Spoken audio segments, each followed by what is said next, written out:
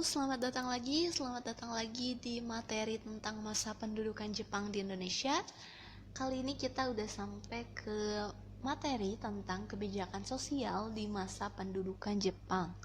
Jadi di materi sebelum-sebelumnya, untuk kalian yang baru lihat lesson ini, aku udah jelasin tentang kebijakan Jepang di bidang militer, terus di bidang ekonomi, dan gimana kondisi Indonesia saat masa kolonialisme oleh Jepang.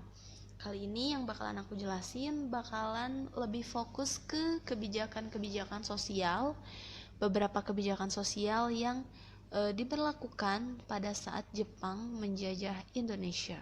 Oke. Mau tahu apa aja? Langsung aja simak dan pastiin untuk tonton videonya sampai akhir, oke? Yes, jadi di bawah ini ada beberapa kebijakan-kebijakan sosial yang dilakukan oleh Jepang waktu mereka menguasai Indonesia. Ya, yang pertama itu ada pembentukan RT. Sebelumnya udah disinggung-singgung sih di materi tentang kebijakan ekonomi tentang pembentukan RT ini, karena pembentukan RT ini tuh sebenarnya ada dari zaman Jepang gitu. Nah, jadi selain gunanya untuk menghimpun dana, RT ini tuh tonarigumi digunakan untuk memobilisasi tenaga yang sangat besar dari kalangan masyarakat untuk membuat benteng-benteng pertahanan, terus juga jalan, jembatan, dan sebagainya. Jadi jangan bayangin RT di masa pendudukan Jepang ini seperti RT yang sekarang, karena RT di sini tuh dibuat cuma untuk mengumpulkan tenaga dari rakyat untuk selanjutnya disalurkan ke Jepang ini gitu, ke pihak penjajah ini gitu. Nah, terbentuknya RT ini otomatis kan mempermudah pengawasan dan pengerahan masyarakat untuk melakukan pekerjaan ini, pekerjaan itu. Jadi sebenarnya tujuannya nggak semata-mata karena pengen merukunkan warga atau sebagainya, tapi lebih fokus ke untuk menghimpun dana, menghimpun tenaga, dan memobilisasi rakyat untuk mempermudah gitulah. Oke. Yang kedua itu dibentuknya Romusha. Jadi kalau kita mau tahu sekilas tentang Romusha, awalnya Romusha ini cuma tenaga kerja yang dilakukan dengan sukarela. Tapi lama-kelamaan berubah sistem ini tuh jadi sistem tenaga kerja paksa. Jadi Romusha ini dibantu untuk membantu tugas-tugas yang seharusnya dilaksanakan oleh Jepang. Dan medan peperangan Jepang yang semakin luas pun menyebabkan tenaga Romusha ini gak hanya ditempatkan di Indonesia, tapi juga dikirim sampai luar negeri, sampai ke Malaysia, ke Myanmar, ke Thailand, dan Vietnam. Dan mereka itu memperlakukan tenaga-tenaga kerja ini seperti binatang.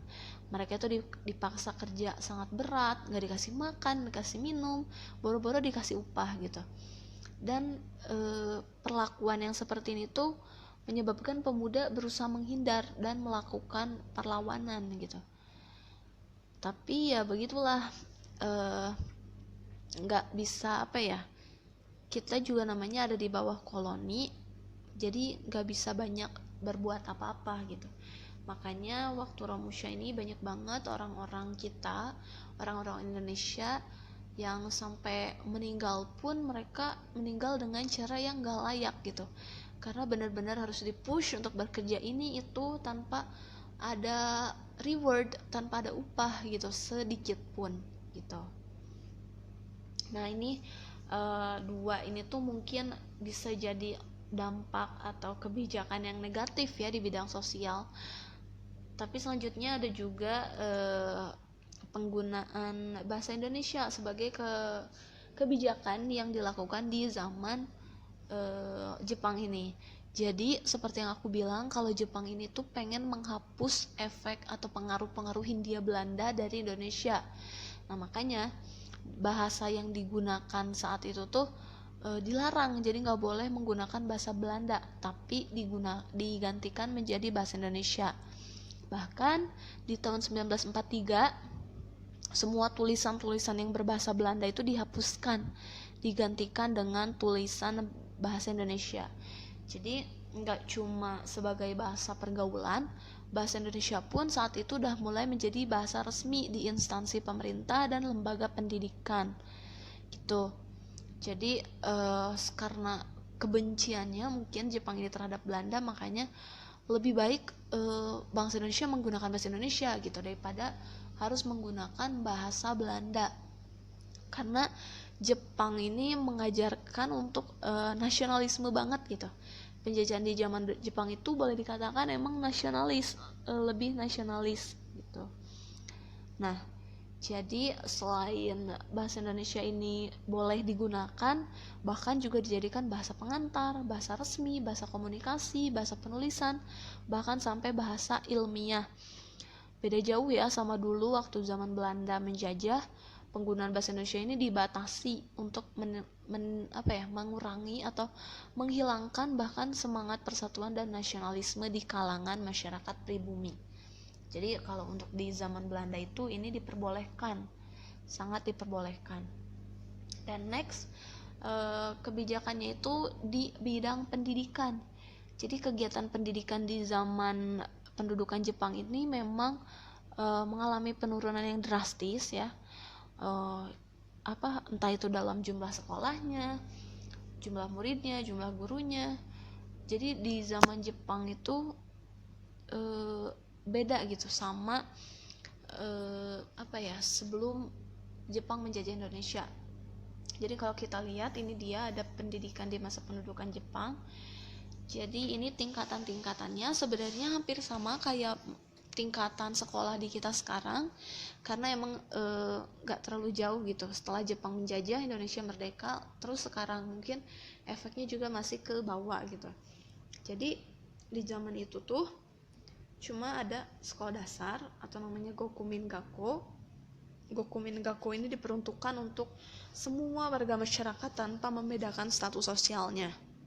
Terus juga ada sekolah menengah. Sekolah menengah itu dibagi dua, ada Soto Chugakko itu SMP, dan ada Chugakko itu di tahap SMA.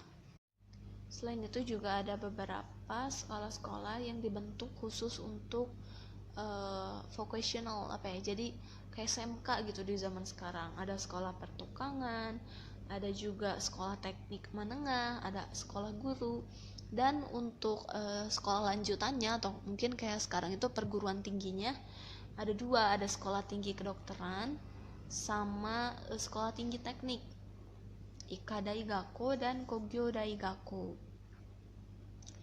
Nah, selain itu, beberapa kebijakan sosial di zaman Jepang juga diterapkan melalui Undang-Undang Nomor 4. Di antaranya, yang pertama itu hanya bendera Jepang atau Hinomaru yang boleh dipasang di hari-hari besar.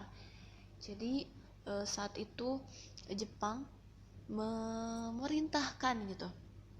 Jadi di setiap hari-hari besar bendera Jepang ini yang dipasang. Yang kedua juga hanya lagu kebangsaan Kimigayo, lagu kebangsaan Jepang yang boleh diperdengarkan. Terus juga dilakukannya upacara Seikerei setiap pagi sebelum matahari terbit sebagai penghormatan kepada Dewa Matahari. Jadi di zaman Jepang itu dulu setiap warga Indonesia itu wajib melakukan upacara ini setiap pagi sebelum matahari terbit, yaitu membungkuk kayak hormat gitu kepada Dewa Matahari. Soal ini juga pernah ada ya di soal SBMPTN, cukup terkenal juga beberapa kali pernah ada di soal UN juga. Jadi Seikerei ini ya artinya itu upacara yang dilakukan untuk menghormati Dewa Matahari. Jadi dilakukan setiap pagi oleh warga Indonesia dulu sebelum matahari terbit. Next, sejak tanggal 1 April ditetapkan harus menggunakan waktu Jepang. Jadi kayak gitu dulu tuh harus jadi jam di Indonesia itu nggak berlaku, tapi waktunya sama dengan waktu Jepang. Yang kelima, tanggal 29 April 1942 ditetapkan bahwa kalender Jepang yang bernama Sumera. Jadi tahun 1942 di kalender Masehi itu sama dengan tahun 2602 di tahun Sumera. Dan yang kelima, setiap tahun rakyat Indonesia diwajibkan untuk merayakan hari Raya Tanchousetsu atau hari lahirnya Kaisar Hirohito. Nah, itu dia beberapa kebijakan-kebijakan sosial dalam bidang pendidikan, dalam bidang kebudayaan juga yang diberlakukan di masa pendudukan Jepang di Indonesia. Oke. Itu aja mungkin yang bisa aku sampaikan untuk kebijakan sosial ini. Next, aku bakalan jelasin lesson-lesson yang lain, jadi pastiin untuk tetap tonton terus lesson-lesson yang bakalan aku upload di sini. Tungguin juga dan jangan lupa like serta share juga subscribe, oke? Sampai jumpa di video berikutnya. Dadah!